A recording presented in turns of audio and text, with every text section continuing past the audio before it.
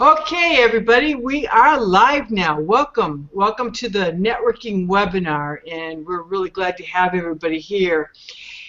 Some of you are brand new to this and have never been on, and then we have a lot of people that return week after week after week. So before we get started, just a couple housekeeping issues. I just want to let you know, over to the right of your screen is the detached sidebar. And we are enabling the chat box. As we go along, you can post questions, post comments if you'd like, and then when the time is appropriate, we will stop. I'll stop Mike, or he'll stop and ask if anybody has any questions. But we do encourage audience participation. That always makes it a lot more fun, and it gives us an idea of what's going on in all of your minds out there. I'm Becky Tangwall with I Take the Lead, and sometimes I forget to mention that. I'll put my picture up. We are a Leads Group organization. We are based out of Portland, Oregon, and we are now in several states. And today we have Mike Raber. Mike, what's the name of your company? Global View Capital Advisors. Okay, Global View Capital Advisors. And my understanding is that Mike actually lives in Wisconsin, but he's growing his business nationally. So he actually pays to belong to 3 of our groups up in the Seattle area. And so he's fairly new to I Take the Lead. And I heard from numerous people that we had to get him on this webinar because he's got a great program that will teach you how to build your business by referral. So with that, I am going to let Mike introduce himself and take over from there. And I'm glad to have you all here. And let's let Mike take it on from here. So thanks, Mike. You're welcome, Becky. Good morning, everyone. I would like to thank you for taking the time to be on this webinar, and I'm confident that you'll find the time we spend together today very well spent. I'm going to share with you a system that has allowed me over the last few decades to build 3 different businesses, one a real estate practice, along with the limousine company, and now my financial business. And in essence, build it 100% by referral.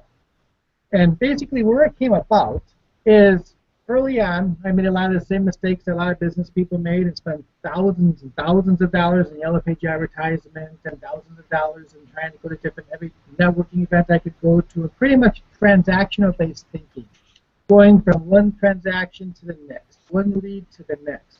And I found that though my business was growing, it was costing me more money to grow it. I ended up with 7 cars, multiple chauffeurs, dispatcher, we're averaging probably 100 calls a day, and booking about 10 of them. And though it seemed like things were really, really growing, and they were, and things was an awesome business to be part of, I found at the end of the day there wasn't very much money left over. And as an entrepreneur, though we want to go out there and impact people's lives and build a great business, we also need to make money too. That's important. Yeah. So I yeah. And started looking around and asking different clients of mine and a couple different mentors I had what they were doing, and what I came to the conclusion that the majority of the most successful people I worked with built their business by referral. And I then started asking them how they did that. And in essence, and pretty much what I'll go through with this webinar, is becoming a trusted advisor, a true concierge, if you may, to their clients. So when their clients had a need, they were the ones who came to mind, and developed a system around this. And it was introduced to a gentleman early on when I had the limousine business called Brian Buffini, who ran a company called Buffini Company. Anyway, still runs it. It's a great company teaching how to build a referral-based business. That said, he shared with me this system, and within about 6 months, I cut off. Kind of the goal was I had to cut off all yellow page advertisements and transaction-based advertising that I was doing, and really focus on going back to my clients, serving my clients at a deeper level, which I did. And within 6 months, I went from averaging 100 calls a day and booking 10 of them down to averaging about 10, 15 calls a day and booking 90% of them.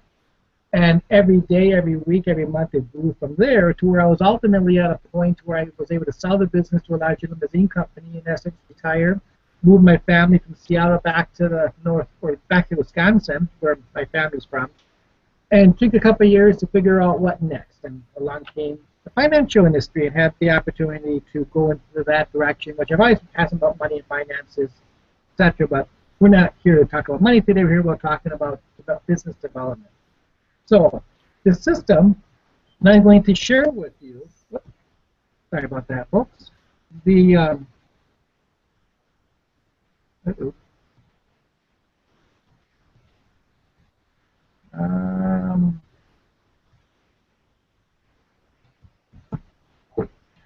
hold on real quick when I get back to the Sure, no problem.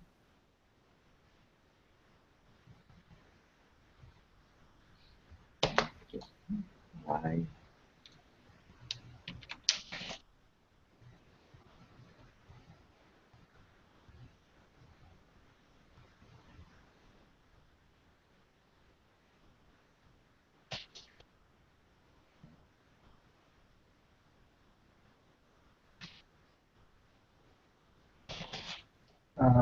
Here, let me try to see if I can. All right, sorry about that. All right, back to the playing board. Fortunately and unfortunately, though I have a very long career in business development and finances, technology is not one of my skill sets. But that said, let's go on. So why does working by referral only make sense? Well, most of you already know the answer to that, but at the end of the day, people want to refer people to other people. Most people do anyway. And if they believe in what we're doing and trust us, they will. The most important thing, though, is to have a system behind how you do it. And in essence, you want a system that provides a combination of a powerful relational client management system, which will allow you to develop a consistent and profitable business, along with adding referrals through cross-endorsing other members or other businesses you work with, being part of I Take the Lead. My goal when I walk into a networking meeting is to figure out who in that meeting can I refer other people to. How can I help them grow their businesses? And by default, my business will grow as a byproduct of that.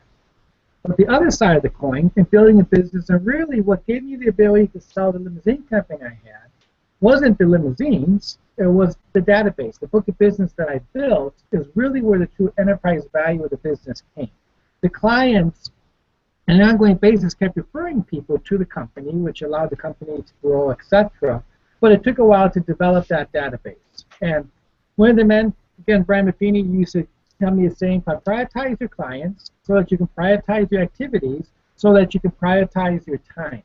And one of the biggest challenges when we are growing a database or networking is we tend to take everybody we meet and we lump them into one group. And the problem with that is some people are the referring type people. They're going to refer a lot of people to you. Other people, not so much. And if you don't prioritize your time to where you're spending the majority of your time around your A+, your A, the clients that really respect what you do, that refer people to you, you miss the opportunity to get those referrals. And it's designed to run a system called A, B, C, and D in your client base. In essence, an A client, or growing, again, if we're going to pan for gold, an A client is the very beginning client. That's a client you really want. And as you sort and grow your database, you're looking for someone that will trust you, that will look at you as being that trusted advisor to your clients. And at the same time, it's important that you continually sort your database. A lot of times in business, people treat the database like a mailing list or like a Christmas list, a list that you send a Christmas card to once a year. And though it's nice to do that, and everybody should, there's some clients that you want to pay a little bit more attention to, and there's other clients that it's not as important. Not that you treat them any differently when it comes to doing business, but as far as the referral system, the client management process goes. And I'll go into that a lot more later. But it's important that you're continually adding new clients into your database. You continually to build relationships with the people that's in your database. So let me rephrase, adding new people. They may not necessarily be clients at the time. You go to a networking group as an example. Or one of the things I Take the Leads is awesome about is the speed networking. If you haven't done that before, you should. It's an awesome experience. But you meet somebody and you add them into your database, and then you get to know them, do a one-on-one, meet for coffee, etc., and get to know that person and see how can you help them grow their business and build that relationship. And through the process, you are able to then turn them into advocates for your business. So in essence, what's the difference between an A, B, C, and D? An A client, that is someone that has already sent you a referral or that has sent you multiple referrals. These are probably 20–25% of your database if you have a pretty healthy business. A B client is someone who would refer someone to you if asked and shown how. And those two words are very important because most people, I have found over the years that you need to really ask someone about 6 times before they register that you really want them to refer people to. But also you have to show them how. Who is the ideal client? And every time, every situation is different. There's times of the year, depending on your business, that you might be looking for one type of client versus another. So when you're talking to your clients, you want to ask them and give them an example of who would that ideal client be. As an example, in the financial business, I might ask somebody, hey, if you know somebody who is worried about Social Security, worried about retirement, please have them give me a call, or give me a call if you name a number. Or back when I had the limousine company, I would say if it was a prom season, I'd say, hey, prom season is coming up. If you know somebody with high school kids, please let them know about my service. We have an incredible prom program, and if it would be okay, give the permission to have me call them. There's a whole process which I'll go into around that in a couple of minutes. But you need to ask them, first show them who is the ideal referral, what is the client you're looking for, and then ask them, refer them to you. A C client is someone new, someone that you just add to your database. Again, if speed networking or a networking event or a chamber, etc. And a D client is someone that you delete from your database. These are the people that to the root of the car. We don't have those, unfortunately. Yeah. They might be an okay client as far as business-wise, but they eat up so much mental energy. That was toxic. That for whatever reason, there's not a connection. If you ask me, the most important clients to have are your A clients and your D clients. Your A clients are going to bring you more business, and your D clients are going to zap your energy. So you want to not necessarily get rid of them. Everybody is good in their own way, or refer them to someone else who's kind of like them. And then last and least is how do you know, okay, I go to a networking group, or I'm at a chamber, or it's at a family function, or holiday function, or what have you, and you come across somebody, and you're wondering, wow, this person looks like they would be a good addition to my database, but how do I know if they would really give me business? Are they someone that I could do business with? And one of my mentors, Joe Nigel, who's a very successful real estate agent in Chicago, came to the conclusion one day, if he was going to run for the mayor of Chicago, he would want to know if they were going to vote for him or not. And if they weren't going to vote for him, then he would limit the amount of time he spent around that person and focus on those who would vote for him. So he came up with a phrase he coined the mayor campaign. In essence, the way it would work is, and there's a psychology component, and then there's the actual question component. And the way, if you look here at the words, if you need the help of a great, whatever your business is, or had a friend or family member who did, do you have a great to refer them to? As an example, I meet somebody and I'm wondering if they would be a potential for putting in my database. I might say, hey, Jim or Becky, if you were to ever needed the help of a great financial advisor, or if you had a friend or family member who did, do you have a great advisor you could refer them to? And there's 2 parts to that question. Again, the psychological part is if you needed the help of a great financial advisor or a great plumber, painter, candlestick maker, you're making it personal, right? So they're thinking, oh, well, if I did, but you don't want them to think too much about themselves because otherwise they're going to dismiss it. You then want to think of a friend or family member because now it takes it off of themselves and, well, I don't really have. In fact, if my sister or my friend needed a financial advisor, needed a painter, no, I guess I don't. And a lot of times you can tell by their reaction whether A, they're a referring type person, and B, if they have someone. If the person says, yeah, actually, my sister's a financial advisor. Well, chances are, at least I would hope for their sister's sake, they're not going to refer business to me. Hopefully they keep their sister busy. But if they say, no, actually I don't, then I will follow up with, well, Becky, I would love to be that person. One of the things I do, and now the next question is, okay, that they don't have someone that can help them in that area. Now you want to add them to your database, but it has to be obviously a warm connection. You don't just start, oh, cool, the person doesn't know a financial advisor, and I start sending him emails and stuff. That's spam. No one likes that.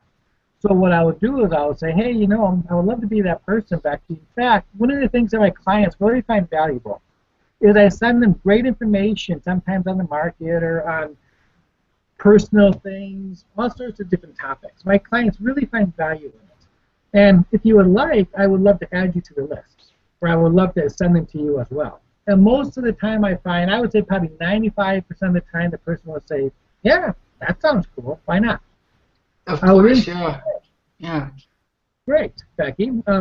What would be the best phone number, or what would be the best email to send them to? Or what would be the best address, snail mail address to send it to? Because there's two parts of the system. The one is an email portion. Another one is a snail mail portion, because the quality of what goes out, email doesn't do justice. And different people want to be connected differently. Some people really like email.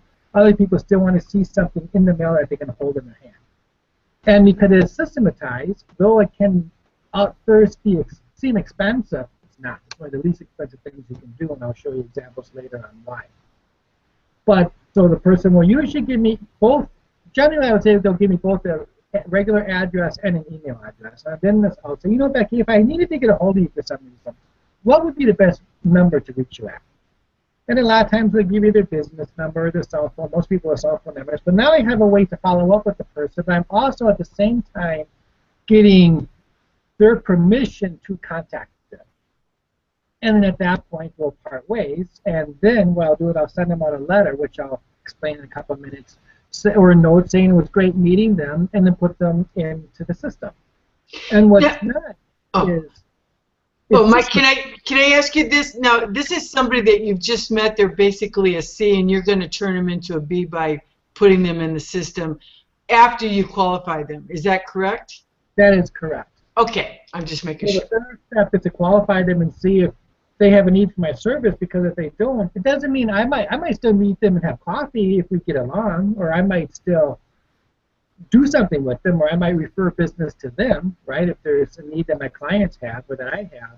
But if they don't have a need for me, I'm not going to put them in my database, my business database, that is, because those would delete the database. So I need to find that, and if they don't, then that's when I will include them in. But I think one of the biggest mistakes that people make is they meet somebody, and then they start sending them an email, or they will put them on their newsletter list, and you start getting newsletters from them. And they go right into the contact, which is better than nothing, but there's no relationship. There's not really that permission behind it. And often when you do that, you not only is it not that effective, you can even annoy certain people by doing that. So I always get the permission first. Would you mind if I send this to you? It's something that my clients value, and I think you will like it too, and it's good stuff. So oftentimes I'll send it out, and people will call up and say, this is really cool. I really like it. Thank you. And I'll always follow up with them as well. So anyway, so you want to do the mayor campaign to find out if there's someone that you would put into your database as a C, like you asked. So they go in as a C, and then my goal is to now build a relationship with that person, show value, and move that person from a B, and then from a B to an A. So at that point, let me stop. Does anyone have any questions or anything so far that I can address with the first part, the database part? I don't know if this is something you can answer. Somebody asked, can you briefly share how a nonprofit can unlock their potential by sharing their network for referrals? I'm not sure what that means. Oh, a nonprofit can. By sharing their network for referrals? Yeah, can unlock their potential by sharing their network for referrals. I'm not sure. I know I'm not in the nonprofit business, and you're not either. I mean, we have the Lead with Heart, but it's different. If I understand the question correctly, and if I don't, whoever sent it, please rephrase it, and we can address it at the end too, if possible. But yeah. I think they're saying a nonprofit has a great database. Oh, I see, yeah. They have people that trust them. But it's not like they wouldn't be sharing their database with us. So it's, yeah. Yeah. So, Yeah, Harriet asked, what was the question you asked to send the email? Like, what it, again, what was the question that you asked? Okay. Um, yeah. What I would ask them is, okay, so you and I, Becky, are talking. I would say, you know, Becky, I from time to time I send things to my clients that they find very valuable. If you would like, I would love to add you to the list. Or if you like, I would like to include you into that and send them to you as well. Or if you want to simplify it, from time to time, Becky, I send things to my clients that they have found very valuable. If you would like, I would love to share them with you as well. Oh, I So like that that. Yeah. it's simple. Most people, again, because it's, wow, your clients find it valuable, sure, why not? And through the system, as you find, it's not that now as soon as they say yes, I'm going to start spamming them again. I'm going to start sending things to an ongoing basis, because otherwise it's annoying. I Right. get permission in the system, the way it's designed, I get continued permission from them moving forward. So now I'm going to kind of get into, which is the third part of this process. So I'll go in a little bit more into detail in that later. But basically the question is you're just asking them if you would like you to share what you're sending to them or share what you're doing with them. And that's why most people will say yes, because it's at that point. They don't quite know what it is, but it sounds like it could be useful. I think what I'm going to do for the nonprofit is I will address that when I get to the end, because there's a couple of things that I'm going to touch on that I think will probably answer it, and if it doesn't, then we can dive in a little bit deeper, if that's okay. Oh, okay, sure, sure. Perfect. Then okay, so now, really the goal. And I'm going to use the limousine company because I kind of put the system in place, brought it through the process, and brought out the other end with a lot of great examples of how I did it, and then I'll also use some examples in the current time too. But really what I did is I wanted to be the hub. How could I be different than every other limousine company out there? The limousine companies, like a lot of businesses, are a commodity. I had the news cars. I had professional chauffeurs. I had a chauffeur training school at one point, so I could make sure that I had the best chauffeurs in the city. I had all the different things that, practically wise, gave me that brand that I was looking for, first-class service. But so did a lot of other people out there. I still didn't have the brand differentiation. So I said, how can I really stand out? And what I discovered after talking to my clients, I said, what do you guys really need out there? I said, well, we need someone that can be that trusted advisor. We need someone that can help us with multiple needs.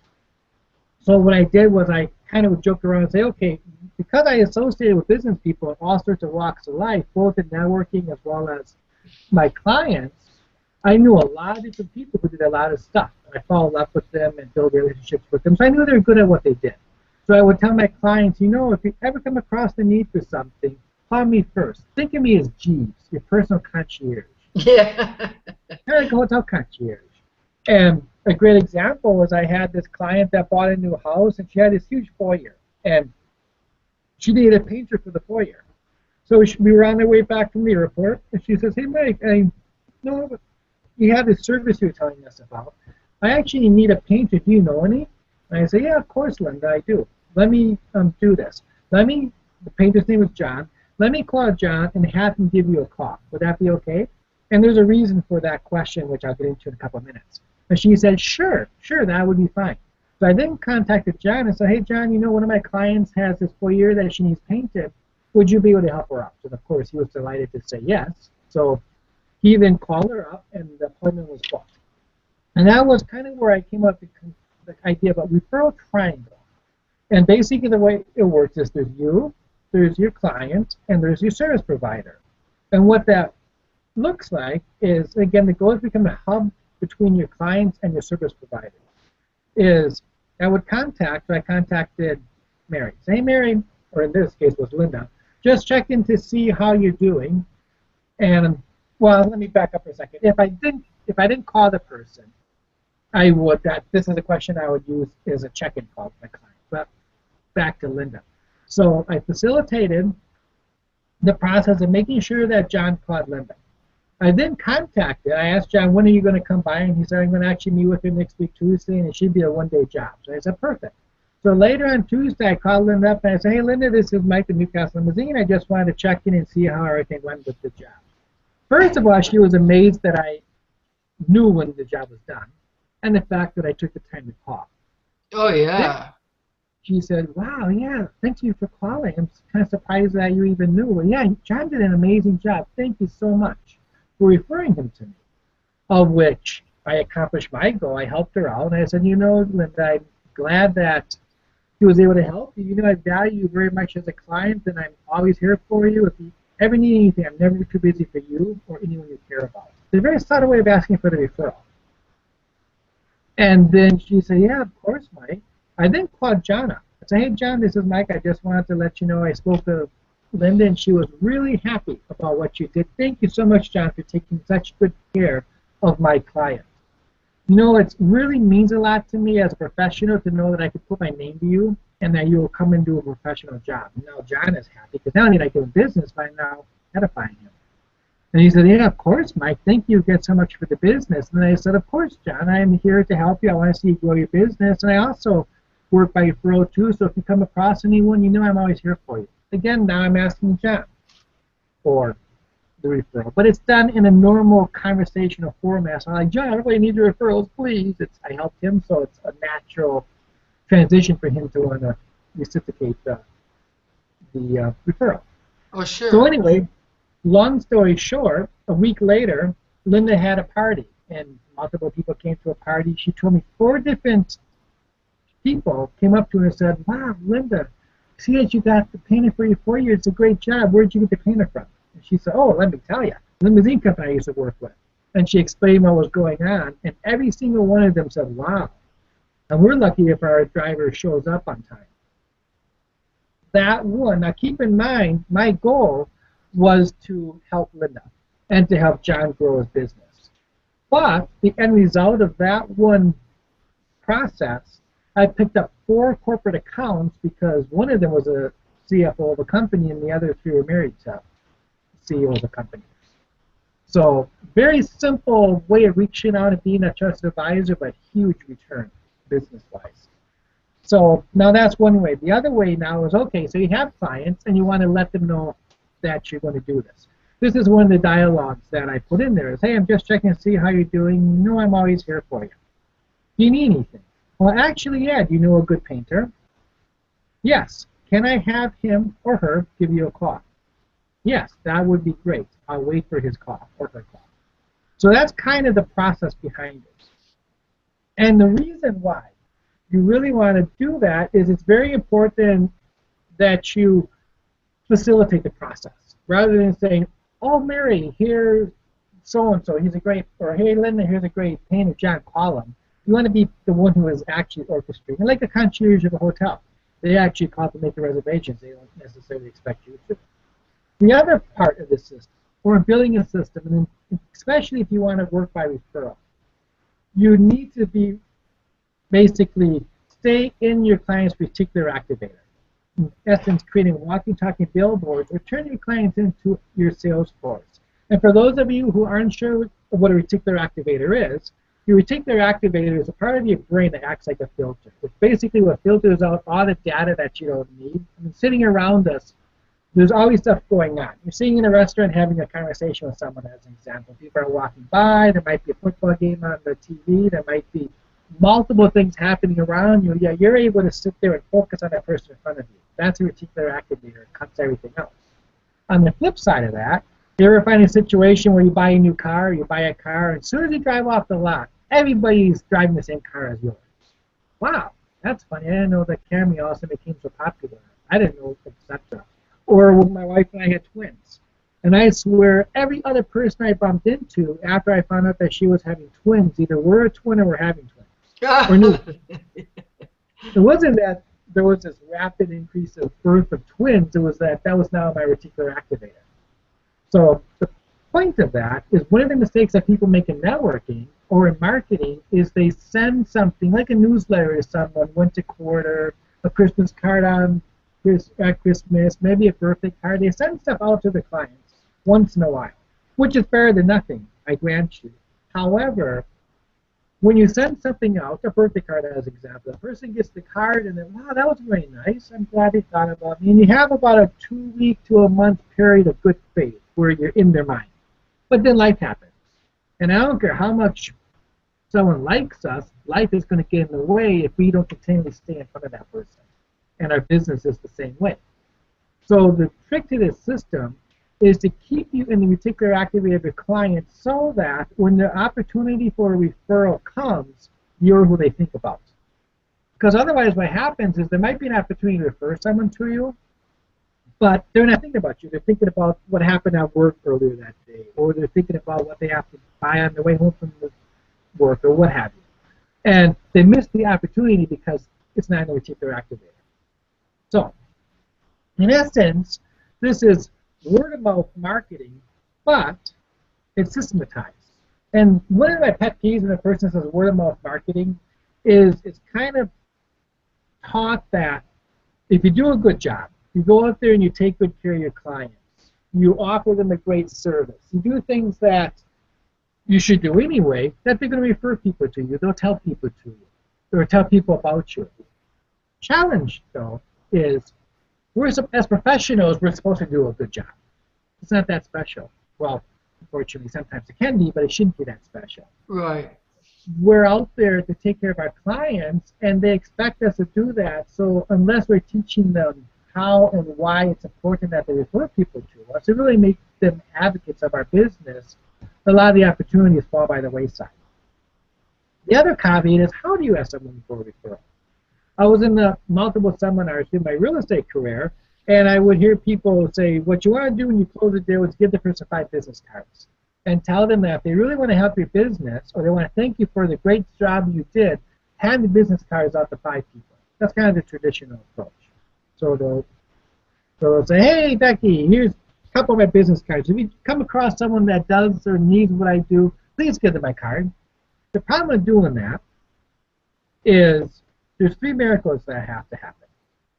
The first miracle is, if I give you 3 of my business cards, now you're going about your day, when the opportunity to refer someone to me, Gene comes in and says, well, I need a financial planner. Oh, I know this guy that you might want to talk to. You have to have my card on you. Now, granted, in today's world, a lot of people have their databases in their phone.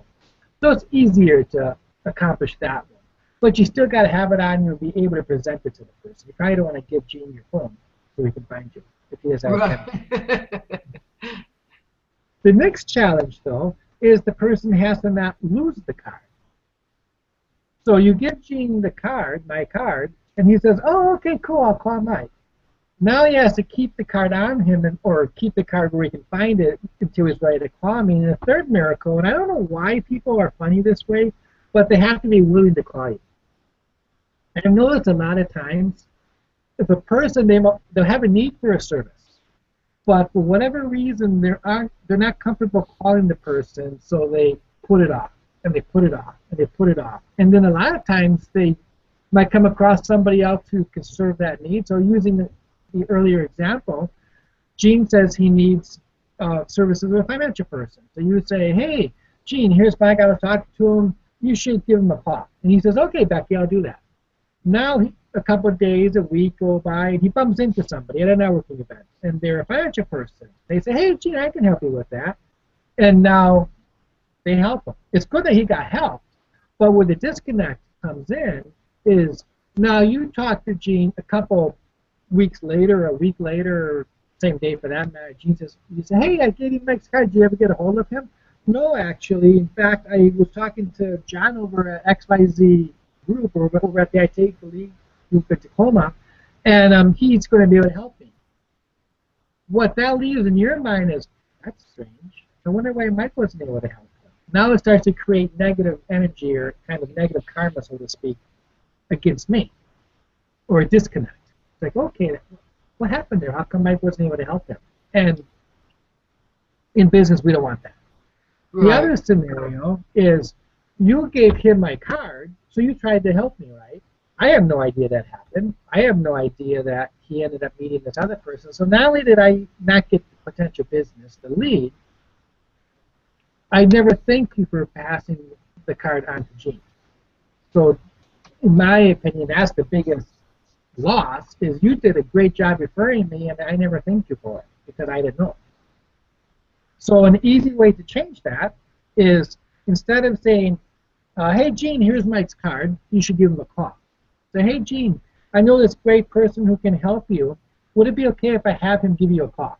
Get their permission, and 99.9% of the time they'll say, sure, why not? That sounds great. Now you call me up and say, hey, Mike, I was talking to my friend Gene, and he had some questions for you. Would you be willing to give him a call for me? Sure, of course. I would love to do that. Now the ball's in my court. Now I can pick up the phone, be proactive, and call him and book an appointment or answer his questions over the phone right away. So he's taken care of, which instills that if you want him to talk in the future, I will have solved that. Also, now I know that you referred him to me, so I now have the opportunity to pick up the phone or to drop you a note and say, hey, Becky, thank you so much for referring Gene to me. I talked to him, and hopefully I'll be able to help him. I really appreciate the fact that you put your name to me. That's one of the greatest compliments you could pay me. And send you the note. So now I thank you for it. Or I might send you a $5 gift card or something. Thank you so much. It's very important that we reward people when they refer people to us, not giving them a giant monetary gift, but that we give them appreciation, that we show thanks for that. Now, at that point, before I dig into the referral system itself, are there any questions on that part? Well, if there are any questions, go ahead, folks, and post your questions. I think it's been very, very clear, very, very specific. And I want to mention, Mike, while we're waiting to see if there are any questions or comments, that because every once in a while I hear a horror story where somebody passed somebody a lead, and the system you describe is the only way somebody should be writing up a lead slip and I take the lead. It's, you know, because you are qualifying that lead and getting permission and getting Mike to call Gene or whatever it is. But so thank you for that. You really you described it very, very well. Thank you. So My thank pleasure. you. Yeah, it's very important that ball doesn't get dropped there, and also that you're thinking. In fact, personally, I keep kind of a tree within the system of people that refer people to me, my A or my A+ clients. And I've been known to send a note to someone.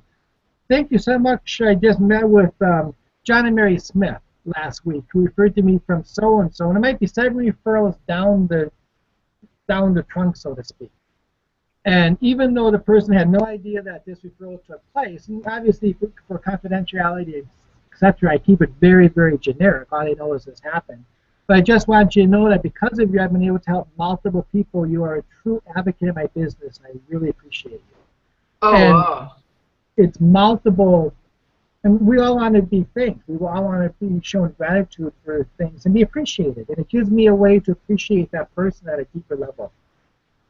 So anyway, Right. the system itself, and it kind of goes back to the old saying, people don't care how much you know until they know how much you care, which is very important. We need to build that trust. We need to build that respect. Now I'm going to share a story in a second that will take it to the next level.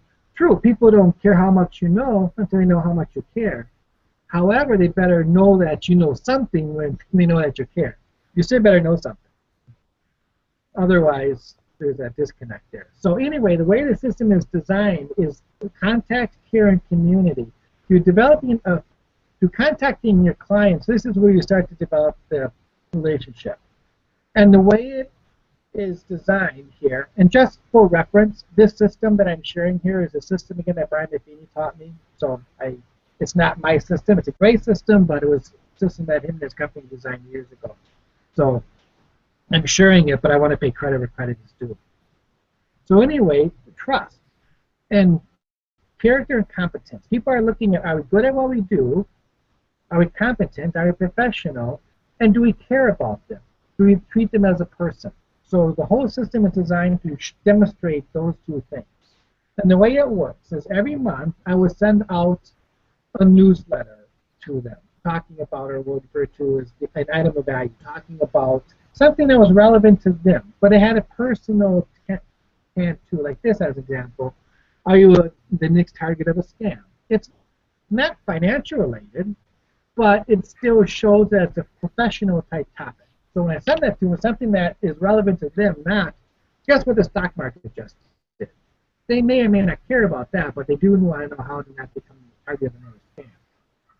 At the flip side of it, though, I send them the next month something that is very personal. It has nothing on the professional sense, but how to more green and living, how to plan for a garden, ways to barbecue, ways to holiday things, questions to ask during the Thanksgiving table, etc. Things that are on a personal note. So 1 month is professional, the next month is personal. Next month is professional, next month is personal. And it gives me the ability now to build up the trust. I care about them. And at the same time of do I know what I'm doing? Am I a professional? Do I know other professionals? And two great examples of that is there was a person that I worked with who was in financial business years ago, and he kept sending me financial stuff. And it was interesting information. It wasn't something I really kept around because it was interesting, but it didn't have stickability to it. But also, it was always very professional. So I never really thought, am I just part of his mailing list, or does he know who I am as a client? Does he really care about me as a person? There was another lady, I was doing a seminar a while back, and this lady, I was talking about this, and this lady stands up and says, you wouldn't believe what happened. I send out recipe cards to my mailing list every month, and she's done this for years.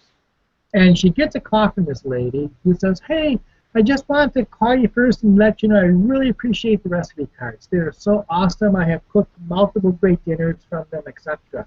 Could you do me a favor? Could you send them to my new residents? Oh. I don't remember sending this to. I don't remember selling that person's house. I don't remember helping them buy a house. So where was the disconnect? Exactly. Oh, yeah, no. Exactly. The disconnect came from she appreciated what she did. She knew she cared about her as a person. She was a nice person, but was she professional? Who knew? She could bake a great cake, but could she sell a house? So even though the marketing was right on, the message wasn't delivered. Right. Now, so 1 month you want to send out something that shows character and professionality, or that you're professional, but you also have to contact you. If you just send out a mailing list once a month or once a quarter, or if you just send out a newsletter, etc., once a month, they get it, they appreciate it, but you don't have that personal contact. So it's better than just direct mail, but it's still not as good as we contact them. So one of the things that I would do is I'll give them a call and say, hey, I just wanted to check in and see if you got the letter I sent you. Oh, yes, I did. Thank you, Mike. So it's a very short, 1 minute call maybe, or I might shoot them an email, again, depending on their communication preference. Just want to check in and make sure you got the newsletter, make sure you got the item on whatever, and check in, say hi, make sure everything is okay. And I always end it. By the way, I'm never too busy for you or anyone you care about. So I'm always reminding them. Think about someone. If you know someone, I'm never too busy for you. And we'll do that with a check-in call. And I'll do that generally once a month, once every 2 months, depending on the person. Ideally, though, you want to do it once a month. You have a strong enough relationship with the person. Then dropping by and giving them items of value, or again, sending them something of value. The other scenario in showing care, how do you really demonstrate that you care about the person? One way is to stop by and give them things, or send them notes. Again, building that trust with people in your database. Personal notes. There's something about a personal note that is magical. People will throw out pretty much everything, but I have yet seen a person that will pick up a personal note and toss it in the garbage can. They always open it. Even if they don't necessarily know who it's from, if it's handwritten, usually it gets opened.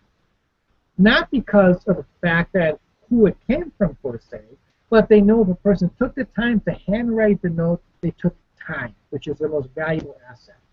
And again, it goes back to that care factor.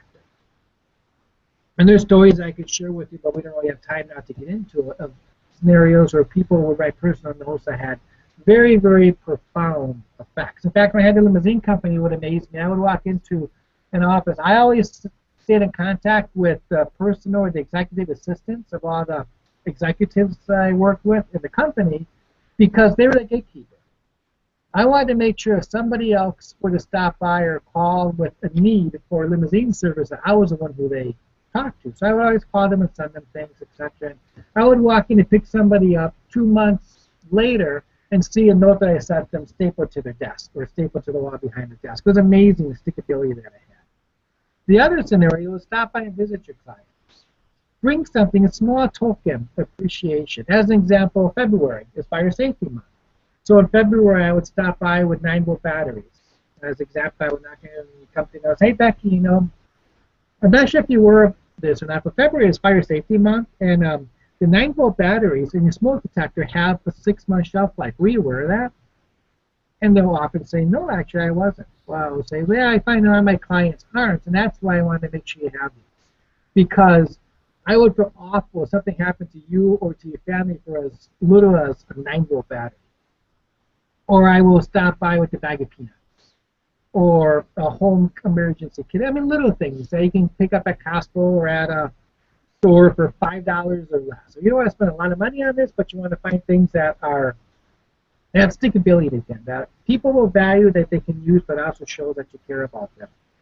Or if I would keep microwave popcorn in the car, and I would stop by, and if they weren't home, and I would usually know they weren't home, but I was driving in the neighborhoods, and I'd pop by their house and leave a bag of microwave popcorn with a note saying, hey Nancy, I just wanted to know I stopped by to say hi, and just pop by to say hi. I wanted to let you know that I care about you, or I was thinking about you.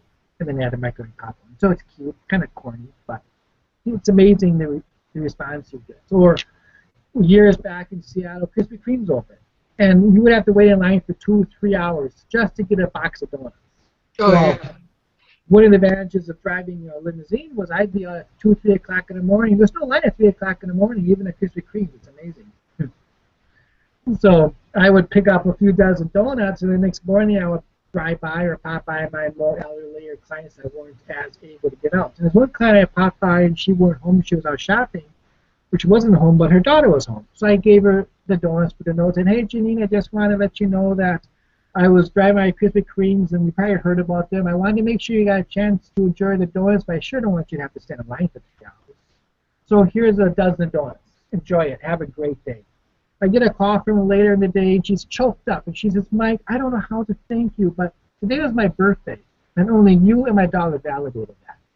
Oh, wow. I didn't know it was her birthday, but I'm sure glad that it happened the way it did, because it really made a big impact on the day. Or small tools. I mean, there's lots of little things that you can do to show value to our clients. The next scenario is community, showing a sense of community in our database. And one way is client parties. Another way is business lunches or special events. In fact, there's a couple that I know in Arlington, Wisconsin, or Washington, Wisconsin, Arlington, Washington, that have a very successful real estate company. And this one day she shared with me that this person calls her up and says, hey, I'm thinking about selling my house. I'm going to be interviewing 3 agents next week, and I was wondering if you would like to be one of those agents. And she was busy planning for her client party, client appreciation party. So she said, you know, I would love to talk with you, but unfortunately I'm planning this party for my clients. I don't really have time right now, but why don't you do me a favor? Why don't you come by the party and we can catch up there, or talk about your house. So the person says, oh, okay, that sounds fine. And she comes by the party. She walks in the party, and she talks to multiples of this person's clients. And when they finally get a chance to talk, she walks up to her and she says, wow, what do I have to do to get you to list my house? Totally different response from the first call. Or special events. And another scenario, going back to the signing the monthly newsletter, and when I first started doing this, I wondered, and I did it for years, I mean, still do it, I would wonder, do people really see value in it? I mean, come on, do they? And besides the fact that people often refer and etc. I guess one client for 2 years, every month, first week of the month, I would send her out a newsletter, item of value. And one day I get a call from her. 2 years later, she left the company she was with, and she was now working for Macy's at the time as the executive assistant to the CEO of the Seattle store. She says, Mike, you're not going to believe this, but the company, limousine company that the CFO or CEO of Federated, who owns Macy's and half a dozen other stores, came into town, and he was talking about how bad the limousine companies in Seattle were. And he looked down and saw the newsletter on your desk, and he picked it up and says, what's this? And she said, well, it came from a limousine company I used to work with. Every month he sends me this, etc. And she shared a story with the gentleman.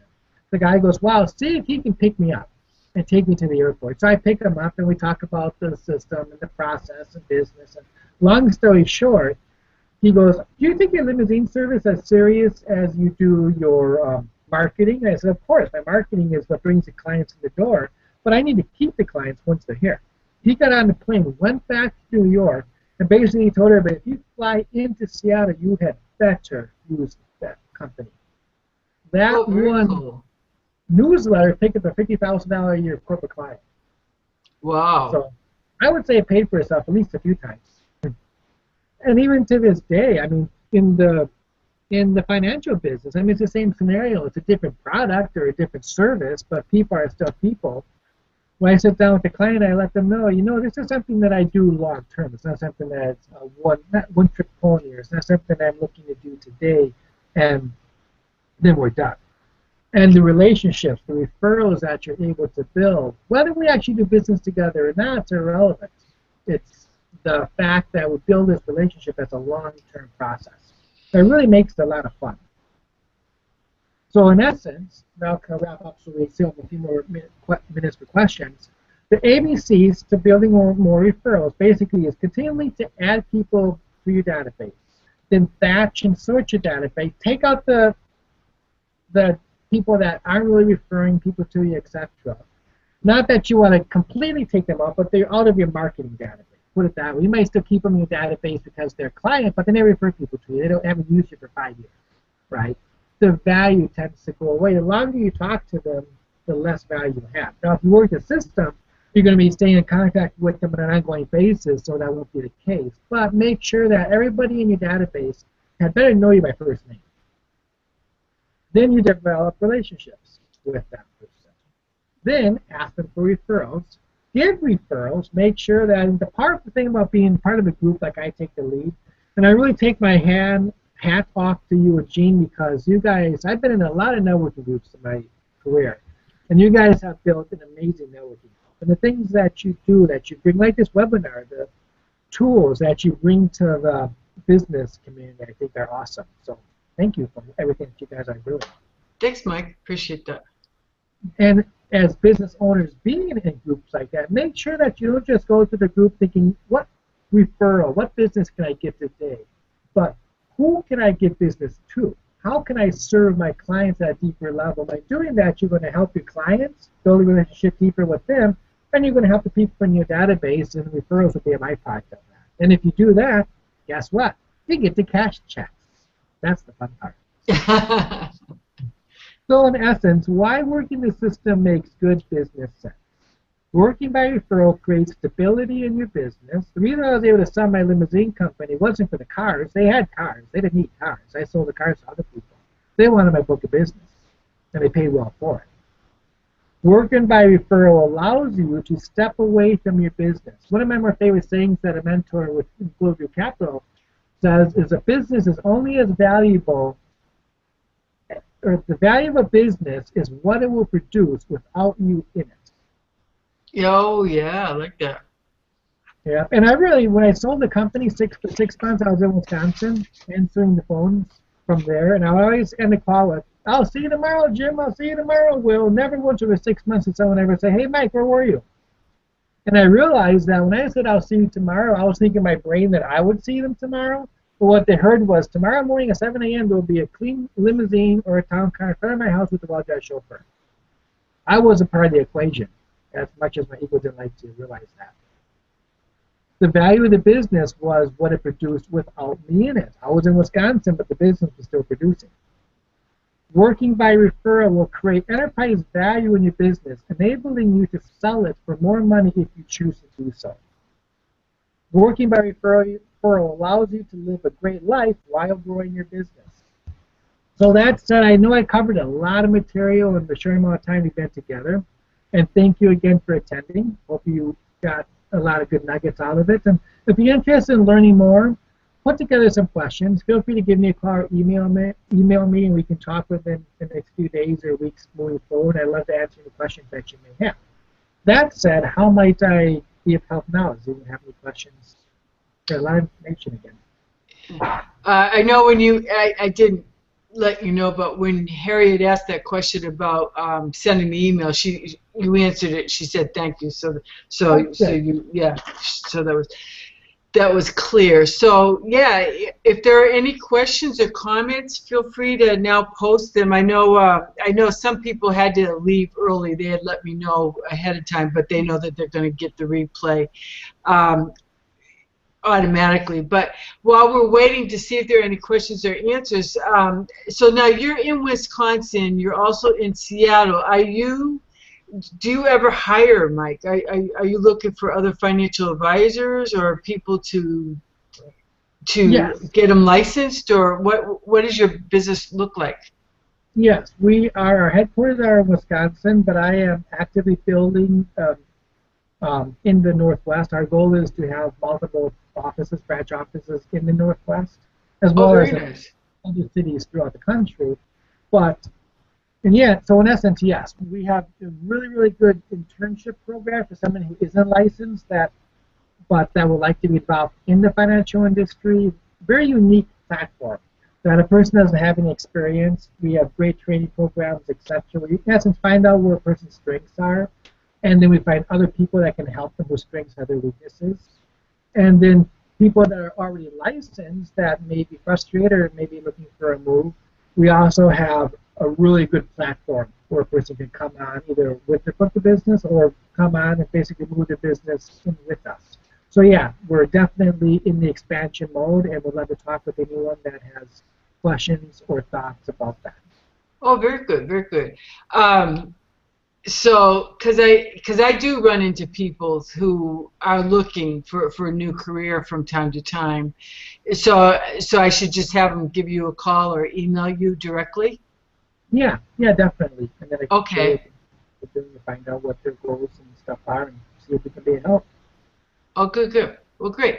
Well, Harriet says great information. She really appreciated that. So she posted that. So thanks, Harriet, and thank you for getting involved in getting clarification when you had questions.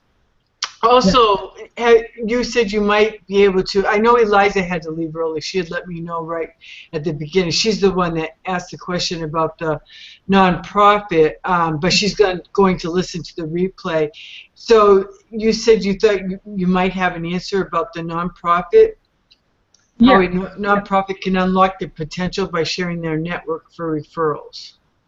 yes. If I understand the question right, and I will first start with the concern. As a nonprofit, people put a lot of trust and value in what the nonprofit does, and they may be a little bit more protective about their information, as an example. So be very careful if a nonprofit is going to share their information to make sure that everybody if it's a database, as an example, that they have buy-in from everybody, or that it is something. I guess just be careful how it's shared. Right. There is a program that I can share with people if they would like that's referred to as an endorsement campaign, where let's say there's an accountant and uh, financial person, where I might send out a letter to my database endorsing. Now in the financial world, for various reasons, we can't do that, at least by mail, but other industries you can. So I use a realtor and an accountant. When I was in the real estate business, I would send a letter to my clients around tax time saying, hey, I know this really good accountant I've worked with for a while. I put my name to them. If you need questions or have questions around taxes, feel free to call him. Then he would offer a coupon for a free 1 hour consultation. In return, he would send a letter endorsing my real estate practice to his clients with a coupon for a free CMA or comparative market analysis. So we would endorse each other's business. Now, the way we would do that is because I'm endorsing his business. He might have 400 people in his database. I would pay for that mailing. He endorses my business. I might only have, or whoever's business is being endorsed, that person pays for it. So let's say he has 400 people in his business. I'm endorsing. I pay for that mailing. I only have 100 people. Let's say he would pay for that. Does Oh, that make wow, sense? wow, yeah. Right. Otherwise, who pays for what? If one person has a huge database and the other person doesn't, it's not really fair if you're endorsing the person. They have a huge database, so you have to pay for it. So it's their database, so they pay for their database, you pay for your database. Oh, that makes total sense. Yeah. And then if they do it right, you send out the coupon and then you follow up. So as an example, I will send out a coupon for tax help to my clients, or he would send out a CM, comparative market analysis coupon to his clients. I would then have permission, he would get permission from the clients. In the letter you would say, if you have questions or if it would be okay, can I have them call you to answer the question? So they have questions, they then say, yeah, please have them call me. Whether or not we end up doing business, it now gives me the ability to meet a lot more people. Right. Does that make sense? Oh, absolutely. Oh, that's So, great. And a great way for the members of any leads group, I take the lead or whatever, for them to work together as well and exactly. co-collaborate. Yeah. And Yeah. for a nonprofit, that's one way that they might be able to do that. Let's do across the doors. And that's why I shared it with you. For a nonprofit, they might be able to do something where they send out a letter with one of the people, and I take the lead group for a coupon as an example, to the members of the nonprofit organization. So they're now giving the members something of value, right? Right, right. And at the same time, they're endorsing or edifying the other business. So it's a win-win. It's not like they still have control of the database. We're not giving the nonprofit organization's clientele to this person. They still are controlling the mailing, but they're edifying or endorsing the person to their clientele. And in return, the person might talk about a function that the nonprofit is doing. The nonprofit has this, I have to give an example. YMCA has a campaign once a year where they raise money for a summer school. YMCA is doing this program coming up where they're raising money for kids who can't afford to go to summer school so they can attend it. If you like information how you might be able to help out, let me know. So it's a way that gotta keep it win-win. Right, That right. they're endorsing or edifying the nonprofit to their database. Right. But the caveat is, whoever is doing the letter keeps control of the database. I'm not giving you my database. Nonprofit isn't giving over their database to the other person. They are just edifying the other person to the database. To their own database and their set. Yeah. Oh no, that makes total sense, and I think that will help Eliza with that. We're just about out of time. I wanted to mention Harriet had I think it's Harriet or Harry, it's something like that. But anyway, she's in the Seattle area, and she has a friend in Texas. She's going to call you because she wants to see if you'd be able to help her friend in Texas. So rather than talk about that in front of everybody, she just said she'll go ahead and give you a call.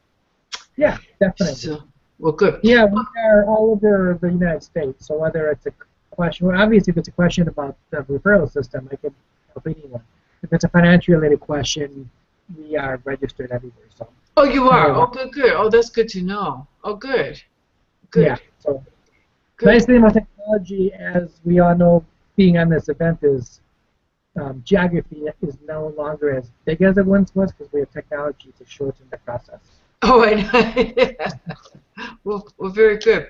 Well, Mike, I want to thank you very much. I really, really appreciate that. And it's so funny. I was a lender years ago, and I used the Buffini coaching as part of the program for a short period. So I recognized some of it, but some of it was you put your own unique spin on it, so I appreciate that. And I want to thank everybody out there who's still on the call. Again, there should be a replay coming out later on this evening from Webinar Jam. Last week, for whatever reason, they had a glitch in it. It came out Wednesday morning, but it almost always comes out Tuesday night. So I'll send that over to you as well, Mike. And so thank you very much. I appreciate it. My pleasure. I am glad that people enjoyed it. And actually, just as another real quick FYI, I'm almost done with a book on entrepreneurship that makes sense, which will go a lot more in detail with this system, as well as how to create a business financial foundation as well. So you're writing it, you said? Yeah, it's written. It's just a question now of going through the final editing, and it's going to be published. Oh, very good. Well, I look forward to it. Yeah. Well, So my thank daughter you. did one about parenting that makes sense Oh, on very how to good. manage your savvy kids. So that's already done. That's out, but this will be coming out very soon. Oh, very cool. Oh, good. I didn't know that. Well, good. Well, thanks for taking time today and sharing with us, and I look forward to talking to you soon. My pleasure. Thank you Okay. for that to speak with everyone. Okay. Thanks, Mike. Bye, everybody. Bye bye.